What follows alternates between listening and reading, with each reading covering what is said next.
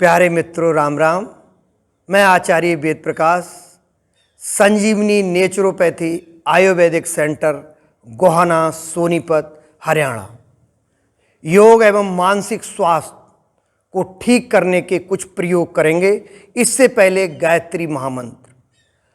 ओम भूर्भुवः स्वः तत्सवितुर्वरेण्यं भर्गो देवस्य धीमहि धियो यो न प्रचोदयात्। उष प्राण स्वरूप, दुखनाशक, सुख स्वरूप, श्रेष्ठ, तेजस्वी, पापनाशक, देव स्वरूप परमात्मा को हम अपनी अंतरात्मा में धारण करें। वह परमात्मा हमारी बुद्धि को सन्मार्ग पर प्रेरित करे। ओम शांति। योग एवं मानसिक स्वास्थ्य, ये अद्भुत शब्द हैं। इनको योग किसे कहते हैं, इसको जानना जरूरी है। योग का सीधा अर्थ है शारीरिक, मानसिक एवं आध्यात्मिक स्वास्थ्य का नाम योग है। संतुलन अगर नहीं है, आध्यात्मिक शांति नहीं है, तो वो योग नहीं है। व्यायाम हो सकता है, कबड्डी हो सकती है।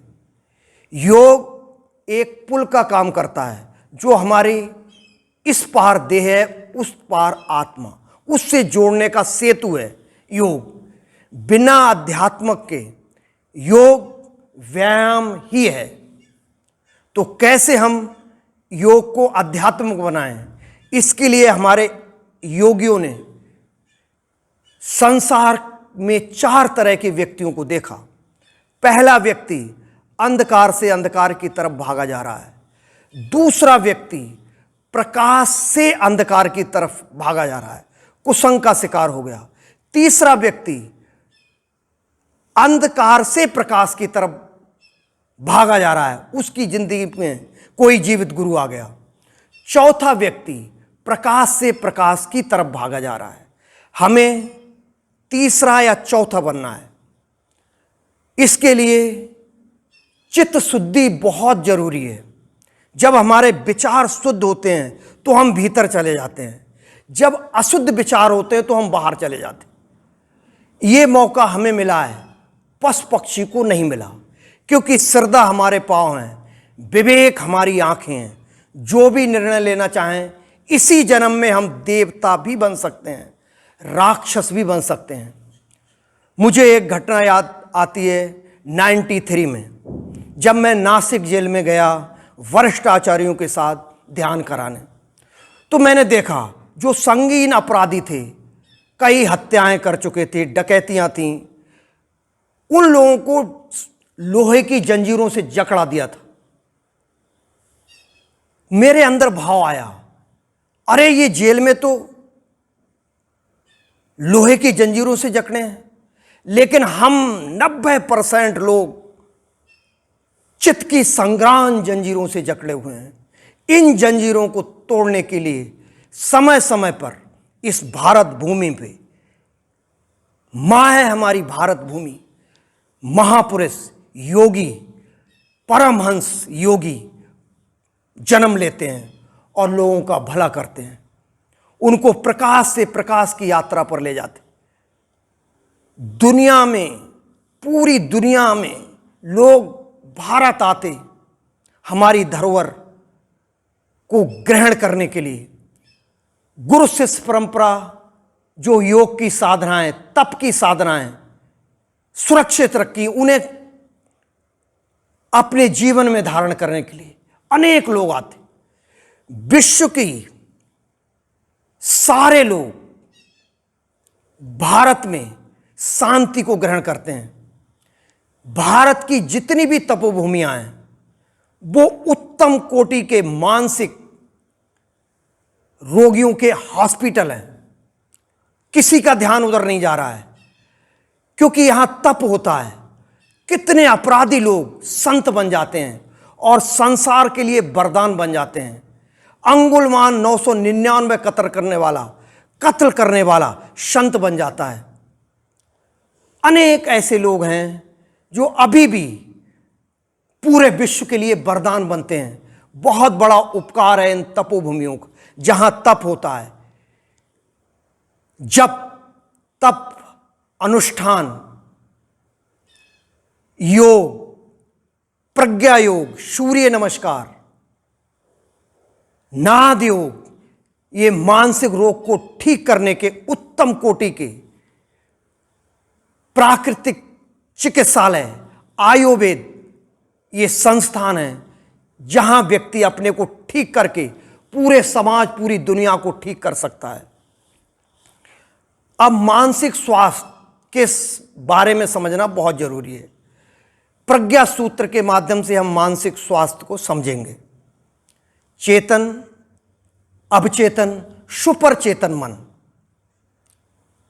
गौतम ने कहा, भिक्षुको सुनो, मन ही सुख दुख का मूल हो, जो है उसका करता न मान, जो नहीं मिला तो परेशान, मन है अशांत तो जो भी करो आएगा दुख अनिवार्य हो, अथ शांति शरणम गच्छामि, संघम शरणम गच्छामि। जैसे चक्का पीछे पीछे बैलों के चलता जाता है, वैसे ही यदि हो मन चंगा, सुख की गंगा ले आता है।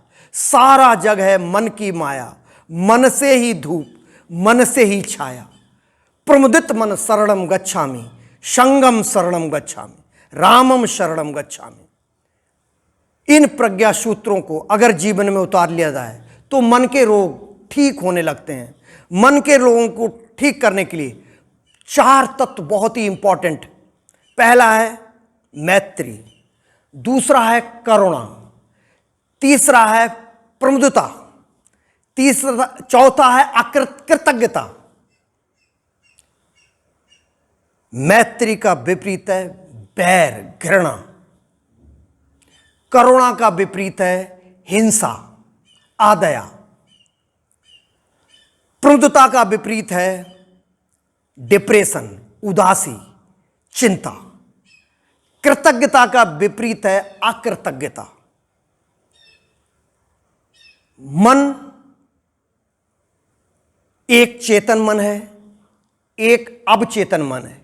चेतन मन प्रकट मन है, अवचेतन मन गुप्त मन है। एक उदाहरण से समझें। समुद्र में 50,000 टन का बर्फ की सिल्ली पड़ी हुई है, उसका 1% छोर दिखाई दे रहा है और 9% भीतर है। ठीक ऐसे ही चेतन मन 1% और 9 मन, अवचेतन मन 9% वो भीतर है। चेतन मन सारी नैतिकता धरी रह जाती और कई कदम उठ जाते और व्यक्ति बहुत परेशान होता, मुझसे क्या हो गया, क्योंकि वो साधनाओं से जुड़ा नहीं। तो अवचेतन मन जब बिगड़ता है तो पाचक रस बिगड़ जाते हैं, जिस कारण तिल्ली के रोग, लीवर के रोग, अमाशय के रोग, कई पेट के रोग उत्पन्न हो जाते हैं। पूरे विश्व में मनोवैज्ञानिकों ने एक रिसर्च किया कई साल और इस निष्कर्ष पर पहुंचे, बार बार अधिक क्रोध करने पर ये बीमारियां उत्पन्न होती हैं। सारी मांसपेशियां क्षतिग्रस्त होने लगती हैं। भय और शोक के समय रक्त वाहिनियां सिकुड़ने लगती हैं, जिससे लकवा लग जाता है। चेहरे का भी लग सकता है, पैर का भी लग सकता है, हाथ का भी लगता है। इसलिए सावधान। तो हमें करुणा में बदलना है क्रोध को। ये क्रोध की अग्नि जलाती है, बहुत जलाती। क्रोध एक ऐसा कृत्य है, गलती किसी ने की, परिणाम आपको भोगना पड़ता है, इसलिए सावधान। कई बार झूठी बीमारी हो जाती है, वहम, शक के कारण बीमार हो जाते। उदाहरण से समझें। एक दर्शन शास्त्र के प्रोफेसर, एक मनोविज्ञान के प्रोफेसर, शर्त लग गई, जब चाहूं तुझे बीमार कर सकता हूं। बोले ठीक है। 6 महीने हो गए उस घटना को। मनोविज्ञान के प्रोफेसर भूल गए, लेकिन दर्शन शास्त्र के प्रोफेसर को याद था, क्योंकि उसकी मन की चिकित्सा करना था। रात में उनकी पत्नी, बेटी, ड्राइवर और जिस कॉलेज में पढ़ाने जाते थे उन सब से कह दिया, तुम सुबह उठ के एक ही शब्द बोलना, आज आप बहुत बीमार हो, कॉलेज मत जाओ। पत्नी गई पानी का गिलास देने, बोले आज आपको क्या हो गया, आज आपका चेहरा बहुत उदास दिखाई दे रहा है। बोले हट, अनसुनी कर दी बात। फिर बेटी आई, बोले पापा आज आप क्या हो गया, आज आपका चेहरा पीला लग रहा है। अब उन्हें शक हो गई कि पत्नी भी बोल रही है, बेटी भी। शीशे में गए, बेमन से चेहरा देखा, पीला नजर आया, शक हुई। ड्राइवर आया, बोले गुरुजी आज आपको क्या हो गया, आज मत जाइए, आज लग रहा है आपको दस्त हो गया। बोला चल गाड़ी में। जैसे ही गाड़ी में गए, क्लास में पहुंचे, सारे बच्चों ने कहा गुरुजी आज आप क्लास मत लो, आज आपकी बहुत तबीयत खराब है। वो बड़ी मुश्किल से 45 मिनट का क्लास ले पाए। दूसरे क्लास में 102 डिग्री बुखार हो गया। अब वो डॉक्टर के पास जाने वाले, तो वो ड्राइवर बोला डॉक्टर आपके घर में है। घर में बुला लिया, घर गए, वही दर्शन शास्त्र के प्रोफेसर बैठे हुए थे। बोले लो नींबू पानी शहद पियो, और वो शर्त लगी थी जो 2000 रुपए की, मुझे लाइए। कोई बुखार नहीं था, आपको 102 डिग्री बुखार, ये शक की बीमारी से हो गया। दूसरी एक घटना अमेरिका के एक अस्पताल में, एक व्यक्ति पहुंचा जिसने दांत निगल लिए 4। ऐसा उसको शक हुई कि मैंने दांत निगल लिए। सारे डॉक्टर परेशान, एक्सरा किया, नहीं थे, दांत ही नहीं थे वो, क्योंकि भुलक्कड़ थे। और वो कहे मेरे दांत है, मेरे बहुत दर्द हो रहा है। कुछ देर बाद उनकी पत्नी आई, बोले आपके दांत भीतर कोट की जेब में मिले। शर्मिंदा होकर उनका दर्द गायब हुआ और हॉस्पिटल से वापस गए। एक दूसरी घटना स्विट्जरलैंड की,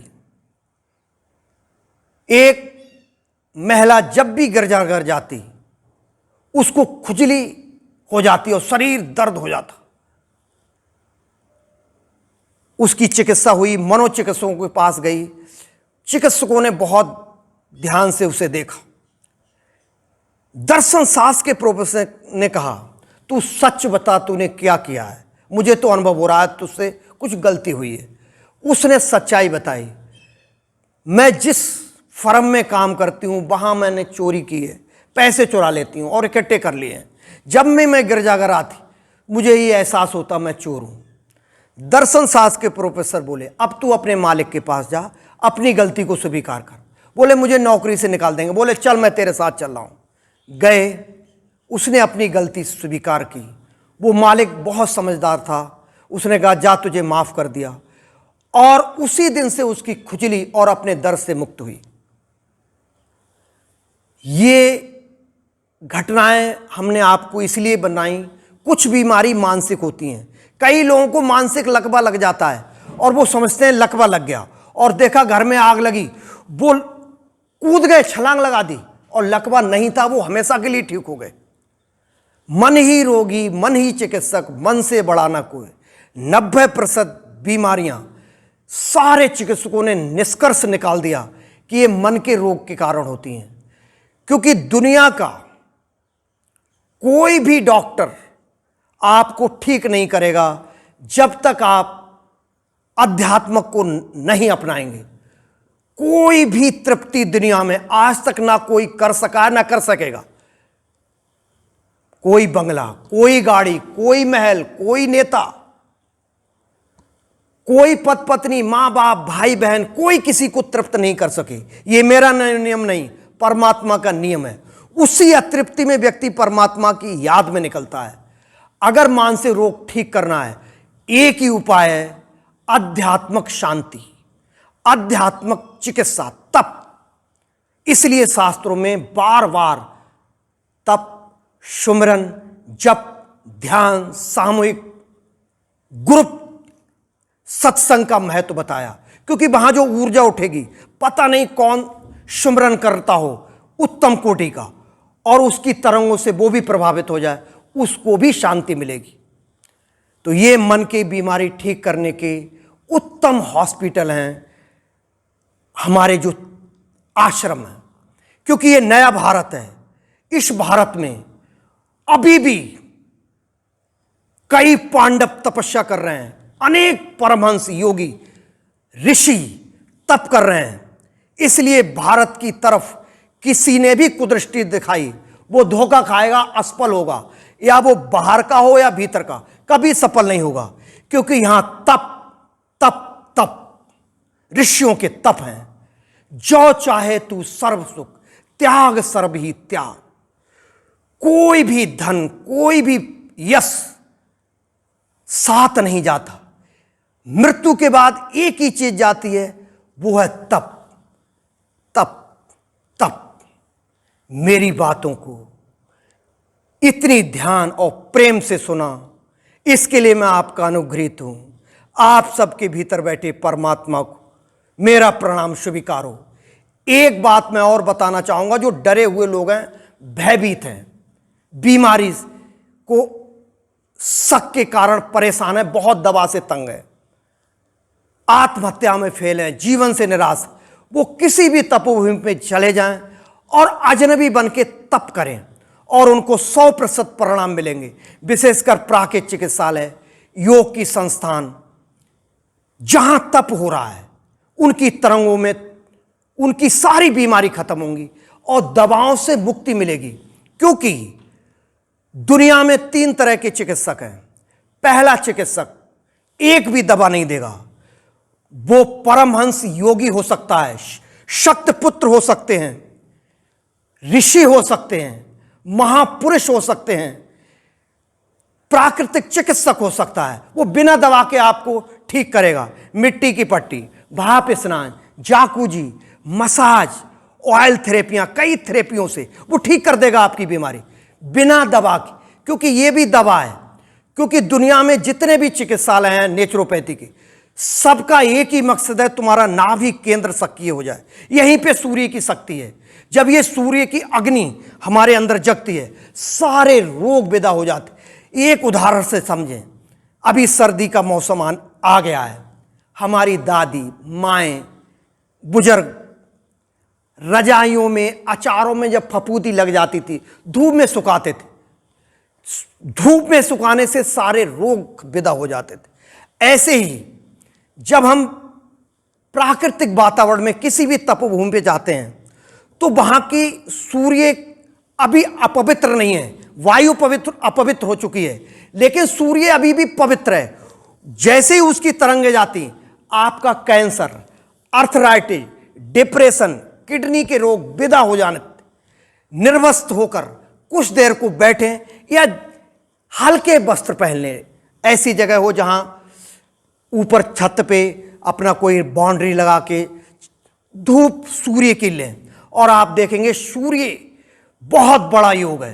क्योंकि हम सूर्य से जुड़े हुए हैं। जापान के वैज्ञानिक बहुत समय से रिसर्च कर रहे थे कि महिलाओं के जब गर्भ होता है तो उनका ब्लड पतला हो जाता है, मासिक धर्म होता है तब पतला हो जाता है, लेकिन पुरुषों का ब्लड वैसा ही रहता है। लेकिन पुरुषों का भी ब्लड, जब परमाणु घटना घटती है सूर्य पे, चांद तारे में कुछ परिवर्तन होते हैं, तो उस मनुष्य का भी ब्लड पतला हो जाता है। तो इस विज्ञान को समझें तो पहला चिकित्सक एक भी दवा नहीं देगा, दूसरा चिकित्सक 1 या 2 दवाई देगा, तीसरा चिकित्सक, इससे सावधान रहना, ये पूरा थैला पकड़ा देगा सुबह दोपहर शाम, और आप मानसिक रोगी हो जाएंगे। हाँ, इमरजेंसी है, कोई एक्सीडेंट हो गया, कोई ऑपरेशन है, तो कुछ समय के लिए स्टेरॉइड 1 हफ्ते ले सकते हैं। ज्यादा लेने से आप मानसिक विक्षिप्त हो जाएंगे। इसलिए सावधान रहना। जो बहुत दवाइयां देते हैं, उन मेरे भाई डॉक्टर मित्रों से भी मेरा निवेदन है, कम से कम दवाई दें, नेचर की चीजें दें, सूप दें, जूस दें, उनसे आप बीमारी से मुक्त कर सकते हैं। उबलिया सब्जी दें, बहुत अभी मौसम में आ गई हैं। जैसे कुछ लोग पालक 10 रुपए 15 रुपए की गड्डी मिलती है, नहीं खा नहीं पाते, बटन दबाओ पालक का रस आ गया, आटे में गूंद दो। जिनको लीवर की प्रॉब्लम है, जो अल्कोहल बहुत मादक पदार्थों का सेवन करने वालों को ना परमात्मा मिला ना मिलेगा, लेकिन ऐसों का लीवर खराब हो जाता, 1-1 करोड़ रुपए डॉक्टर ले लेते। उन लीवर को ठीक करने का एक उपयोग बता रहे हैं। मूली का रस नहीं पी पाओ, आटे में गूंदो। लीवर का वरदान है, दवा है। जिनको बहुत ठंड लगती है, एक कटोरा लिया, 1 गिलास रस निकाला, उसको 5 मिनट रख दो, गर्म हो जाएगा, पी लो और आटे में गूंदो। गाजर का रस, मेथी, कोई ऐसे अभी नेचर में आ गए, आपकी रोटी हरी भरी हो गई और आप बिल्कुल ठीक हो गए, सारे रोग ठपा, सारे मिलर, सारी विटामिनें मिल गई। तो मेरी बात को जरा आप अपने जीवन में उतारें, एक भी दाना बिना भूख के ना डालें, 6 घंटे से पहले ना खाएं, और अभी जाड़ों में विशेषकर गर्म पानी थेरेपी के रूप में यूज करें।